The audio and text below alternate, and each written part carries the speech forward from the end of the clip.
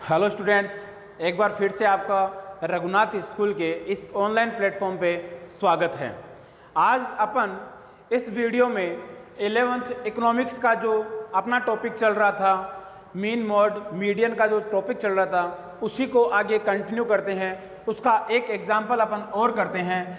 उस एग्जाम्पल में अपन सीखेंगे कि अपना जो मेथड है step deviation method, step deviation method, इसको हिंदी में अगर बात करें तो बोलते हैं पद विचलन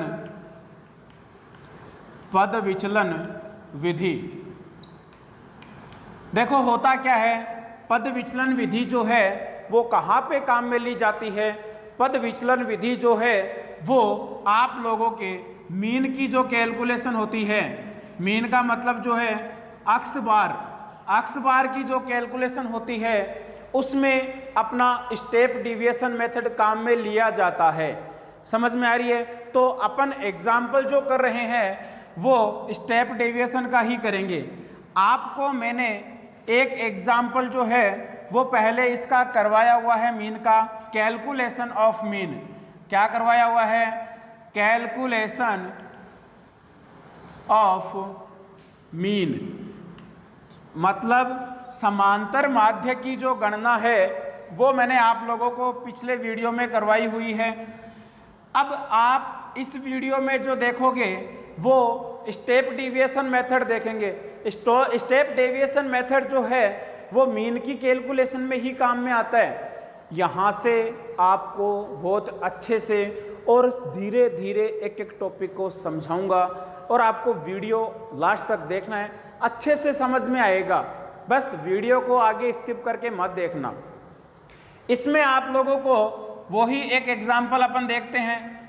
इसमें आप लोगों को वही एक क्लास दी हुई होगी, आप लोगों को यहाँ पे f दिया हुआ होगा। मैं यहाँ पे एक एग्जाम्पल ले रहा हूँ 0 to 10, 10 to 20, 20 to 30, 30 to 40 और 40 to 50। ये अपना एक एग्जाम्पल है।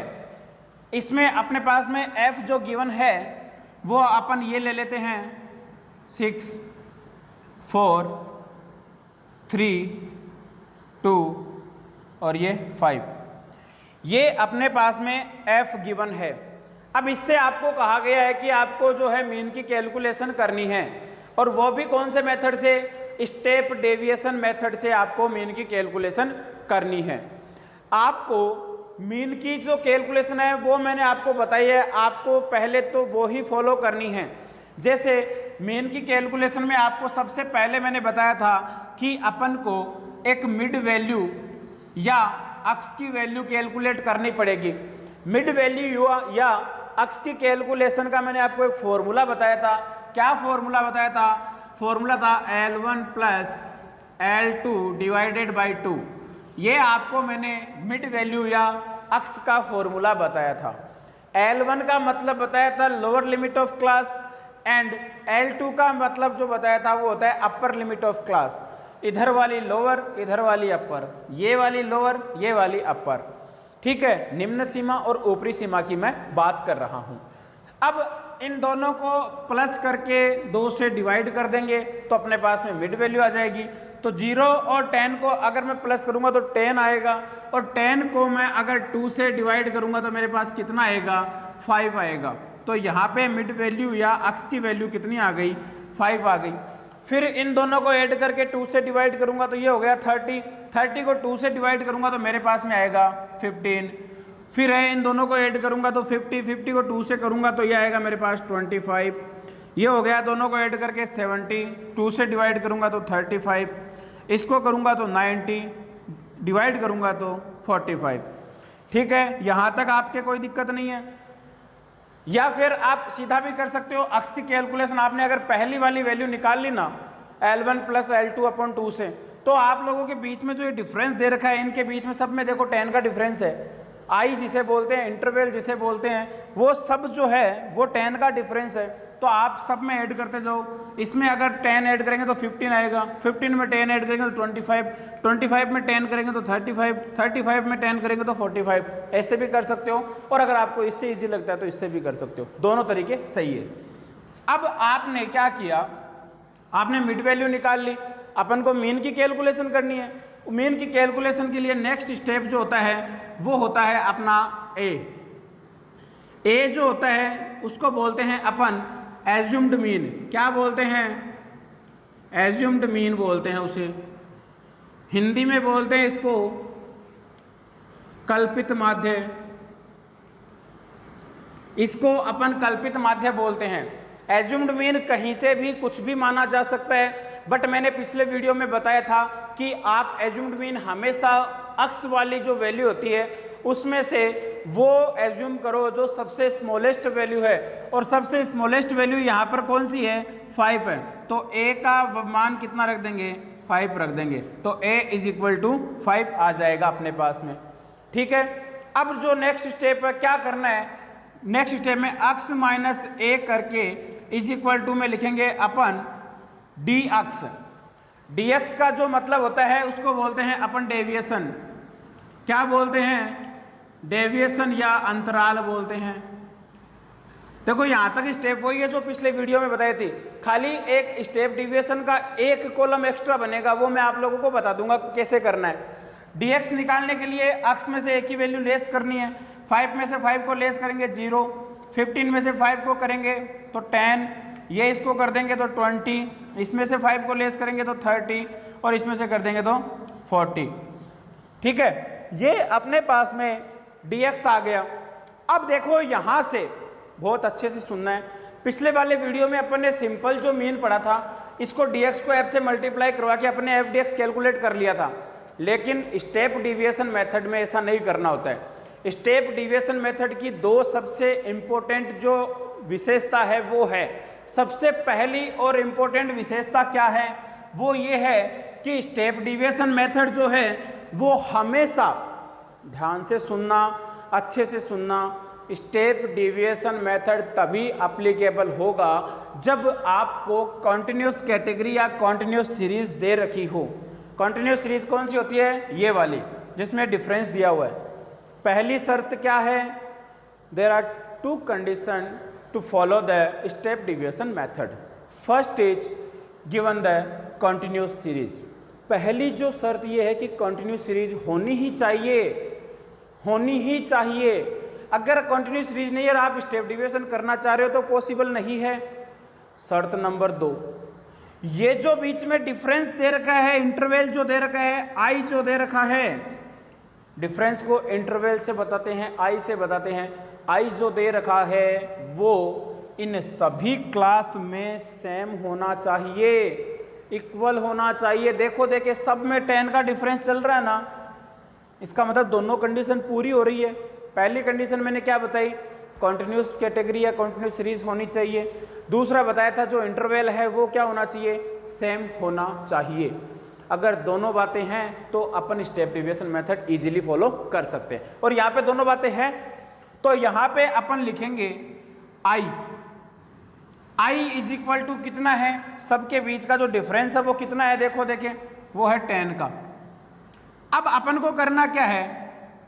अपन को ये करना है कि ये जो वाला कॉलम है, अपन ने dx जो निकाला था, dx को i से डिवाइड कर दिया जाएगा, d divided by I, dx divided by I. तो जो अपने पास में आएगा ना उसको बोलेंगे अपन d डैश x।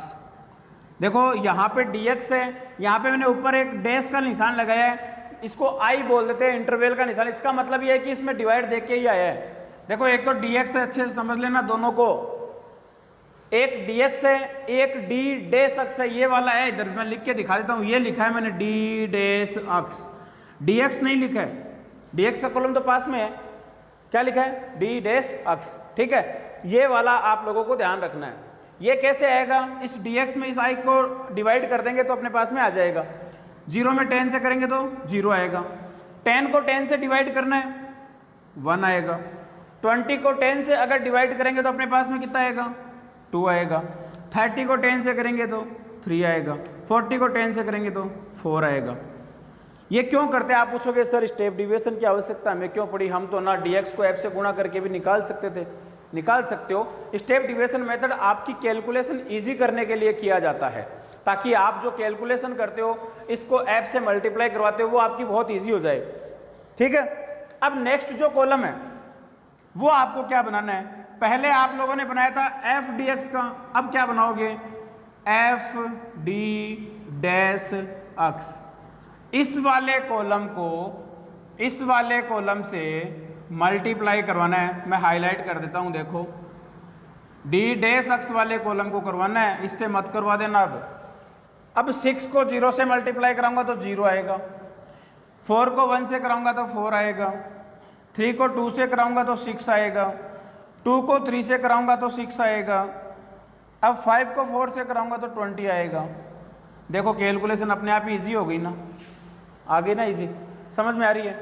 अब क्या कर देंगे, इसका टोटल कर देंगे, इसका टोटल ऊपर जो लिखा है वैसा का वैसा लिख दो, उससे पहले सिग्मा लगा दो, sigma f d dash x is equal to, इनका अगर टोटल करेंगे तो ये हो जाएगा 36। कितना आया है 36 आ गया। समझ में आ रही है मेरी बात। अपन को फॉर्मूले में n की वैल्यू भी चाहिएगी, क्योंकि फॉर्मूला रखेंगे तो n का, इसका f का टोटल n होता है, बताया था आपको। ये कितना हो गया, ये हो गया 10, 13, 15 और ये 20। ठीक है, यहाँ तक समझ में आ गया। अब इसका फॉर्मूला क्या है, देखो आपने कैलकुलेशन जो की थी x बार की, उसके लिए पहले वाला जो फॉर्मूला था वो ये था a plus sigma f d dash x divided by n। ये तो आपने मीन की कैलकुलेशन जो की थी उसमें भी आपने लगाया था। मैंने बताया था a को प्लस क्यों किया था, क्योंकि यहाँ पे आपने a को माइनस किया था, तो अपन को इसको बैलेंस में बनाना है। बैलेंस बनाने के लिए यहाँ पे इसको लेस किया तो यहाँ पे इसको ऐड कर दिया। अब एक स्टेप डिविएशन में एक्स्ट्रा काम और किया है, इसको i को dx से डिवाइड किया था। मैंने बताया था जो काम यहाँ किया था उसका जस्ट ऑपोजिट वहाँ पे करना है ताकि बैलेंस बन जाए। यहाँ पे i से डिवाइड किया था तो यहाँ पे क्या कर देंगे, इसको मल्टीप्लाई कर देंगे। अरे समझ में आ रही है ना। यहाँ पे मैंने बोला था a को माइनस, तो यहाँ पे a को प्लस किया। मैं यहाँ पे बोल रहा हूँ यहाँ पे i को डिवाइड किया है, भाग दिया है, तो यहाँ पे क्या कर देंगे, उसको मल्टीप्लाई कर देंगे। यार ऑपोजिट किया है मैंने काम, फॉर्मूला बन गया। अब आपको वैल्यू पुट करनी है, वैल्यू पुट करेंगे तो क्या रखा जाएगा, a की वैल्यू कितनी है, ये रहा 5 है, a की वैल्यू 5 है, plus sigma f d dash x की वैल्यू ये रही 36, ये यहाँ पे 36 रख दिया, डिवाइडेड बाई n की वैल्यू कितनी है 20 है, तो ये यहाँ पे 20 लिख दिया, और इनटू i का मतलब क्या है, i की वैल्यू 10 है, तो ये यहाँ पे 10 लिख दिया। अब इसको सॉल्व कर देंगे, दिक्कत कहाँ रही है, 5 प्लस, अगर इसको इससे मैं हटा दूँ और इसको इससे हटा दूँ तो ये 18 आ जाएगा, तो 5 प्लस 18 इज इक्वल टू, यहाँ पे अपने पास में आ जाएगा 23। क्या आएगा, एक्स बार की वैल्यू,